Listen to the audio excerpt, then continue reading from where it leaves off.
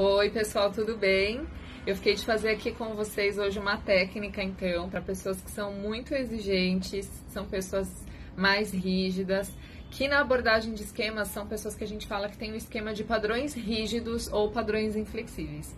Então, o rapaz que me fez essa perguntinha, ele perguntou se a pessoa que é muito crítica consigo mesma e com o outro é uma pessoa rígida, e sim, normalmente são pessoas mais rígidas.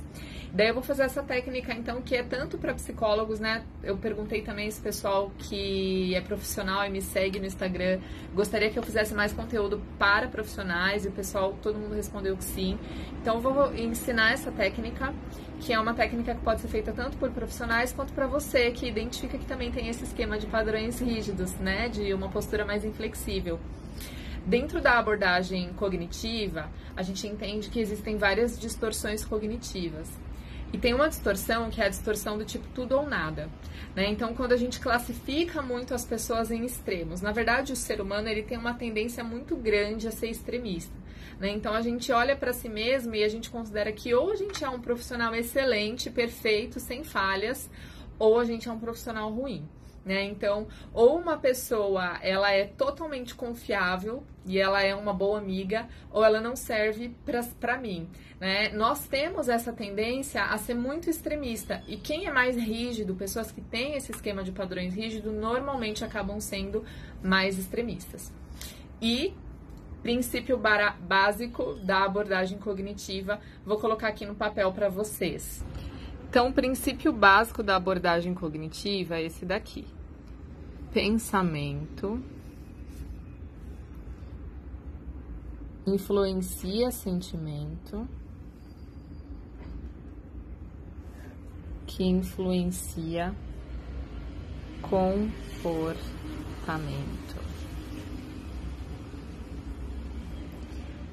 Nós, psicólogos cognitivos comportamentais, damos um foco bem grande aqui no pensamento, né? Então, a gente entende que basicamente tudo começa aqui. Eu não consigo controlar o que eu sinto, então não consigo controlar o sentimento de frustração, por exemplo, que eu sinto quando eu me decepciono comigo mesmo ou com as pessoas. Mas se eu conseguir identificar qual pensamento que eu tenho que está alimentando esse sentimento de frustração, de raiva, eu consigo influenciar esse sentimento aqui.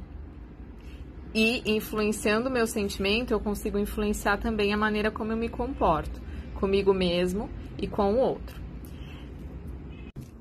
Vamos agora aqui para a distorção do tudo ou nada.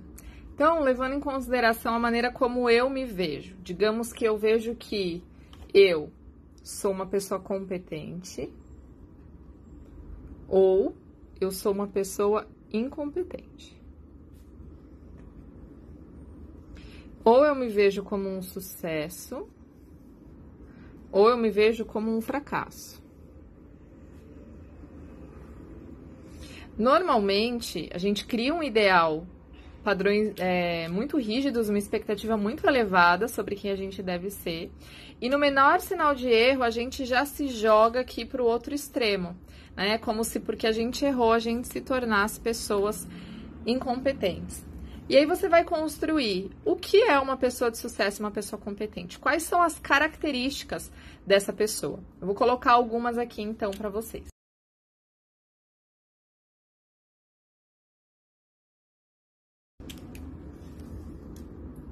Do outro lado, você vai construir, então, o que é uma pessoa incompetente. Vamos pensar em características de pessoas que são incompetentes?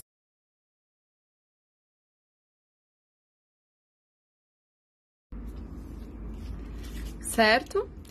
Vamos construir agora. Tá difícil escrever aqui, eu tô olhando para a câmera, minha letra tá meio bagunçada.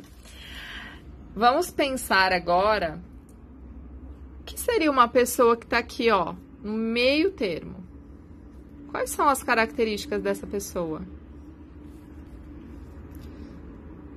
Será que é uma pessoa que erra, mas se esforça para acertar?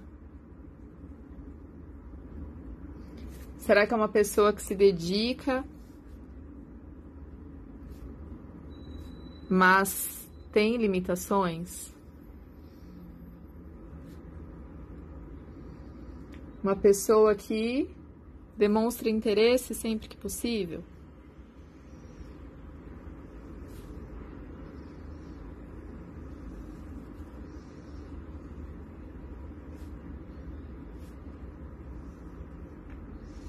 E aí você vai ajudar o teu paciente a entender que estar no meio termo não significa estar no extremo. Estar no meio termo não significa ser um fracasso completo ou ser incompetente, totalmente incompetente. Se você fizer uma avaliação aí, aonde ele gostaria de estar, provavelmente ele vai dizer que ele gostaria de estar aqui. E aí você faz uma psicoeducação a respeito de que os extremos, na verdade, não são saudáveis. Os extremos, eles acabam gerando perdas. Muitas vezes, para eu conseguir cumprir todos esses critérios aqui, eu necessariamente vou ter que sacrificar outras áreas da minha vida. Talvez eu tenha que sacrificar o lazer, talvez eu sacrifique minha saúde, talvez eu sacrifique meus relacionamentos íntimos e eu vou ter perdas. Aqui nesse outro extremo, obviamente, também a gente tem perdas, não preciso discorrer muito sobre isso. E talvez o meio termo seja mais saudável e talvez não seja tão ruim estar aqui nesse meio termo. Na verdade, se a gente parar para pensar, talvez a grande maioria das pessoas está no meio termo. E aí você ajuda o teu paciente a entender aonde ele está aqui nesse caminho. Talvez ele esteja aqui, talvez ele esteja aqui. Mas muito provavelmente você vai conseguir desconstruir essa crença, esse pensamento distorcido de que ele é um incompetente quando ele erra. Ou você mesmo vai conseguir desconstruir essa crença que você tem sobre você quando você erra. Da mesma maneira, eu fiz esse exercício também com relação a amizades, né? Então vamos lá. Levando em consideração aqui que pensamento leva a sentimento, tá? Vou falar de novo sobre isso. O que você espera de uma pessoa? Colocamos aqui várias características. O que você não espera de uma pessoa? Colocamos aqui também várias características. E o meio termo. Agora você vai pensar assim, aonde que eu coloco os meus amigos? Ou melhor, o que eu espero, o que eu procuro em pessoas para serem meus amigos? Talvez você coloque aqui, ó, nesse extremo. E aí vai ficar muito difícil para você achar pessoas que estão também nesse ideal. Talvez você... O que acontece muitas vezes é que quando a gente, tanto no individual, falando sobre si mesmo, quanto falando sobre o outro, quando a gente tem algum erro, quando a gente vive alguma frustração, a gente se joga lá no outro extremo, ou então a gente joga a outra pessoa lá para o outro extremo. E aí muitas vezes a gente rompe, ou então a gente começa a punir a pessoa com crítica, com excesso de crítica, com julgamento, até com afastamento. E aí a gente esquece que a maioria das pessoas está aqui, ó. Estamos todos tentando acertar, estamos todos tentando trilhar esse caminho aqui. Algumas pessoas não têm tanto essa busca. E tudo bem, essas pessoas talvez a gente precise realmente se afastar. Mas a gente precisa entender que muitas vezes nós, né, essa é uma pergunta legal para você fazer a si mesmo ou para você fazer para o teu paciente. Aonde que você está aqui nesse caminho? Talvez ele vai entender que ele está mais ou menos aqui, talvez ele vai entender que ele está aqui ou então que ele está aqui, né? E aí a gente vai trabalhar essa flexibilização também, de que muitas vezes aquilo que ele espera do outro não é 100% que ele está conseguindo dar.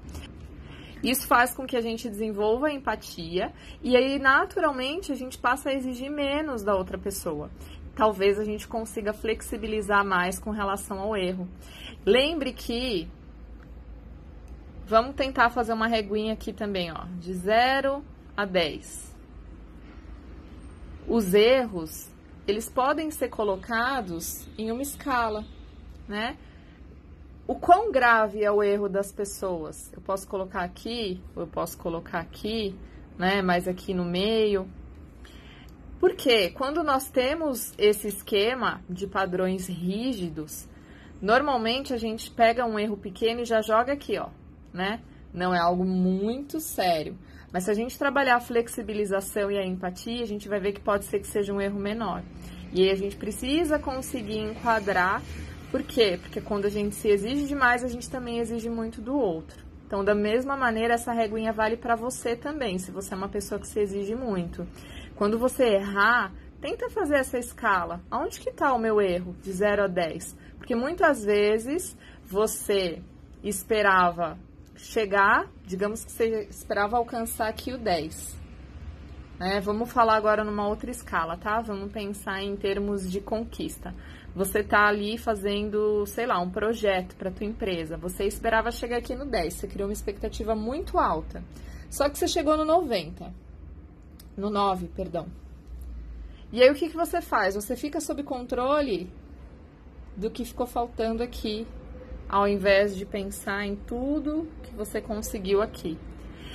E aí é importante a gente conseguir fazer esse exercício com o outro também. Às vezes a pessoa errou com a gente, mas foi uma falha pequenininha. Ela teve um caminho aí de acertos. Então, quando a gente tem essa rigidez, é muito importante você conseguir fazer esse exercício, tá bom?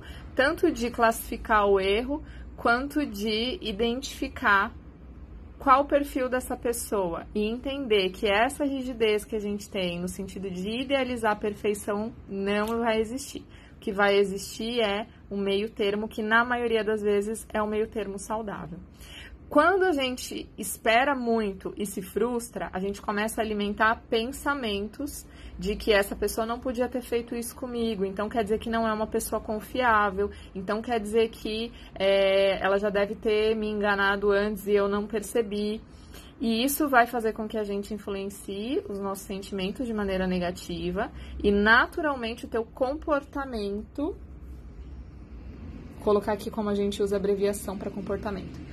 Teu comportamento, ele vai ser influenciado, né? Como eu falei, muitas vezes a gente começa ali a ter punição. A gente começa a mudar o nosso comportamento. E aí, se você começar a ter pensamentos mais flexíveis do tipo, tá tudo bem, essa pessoa é confiável na maioria das vezes, ela errou, mas não foi a intenção dela, ou então é natural, as pessoas eventualmente vão me decepcionar porque são seres humanos. A gente vai começando a flexibilizar o pensamento e isso faz com que a gente também influencie o nosso sentimento e daí a gente consegue ter comportamentos mais adaptativos.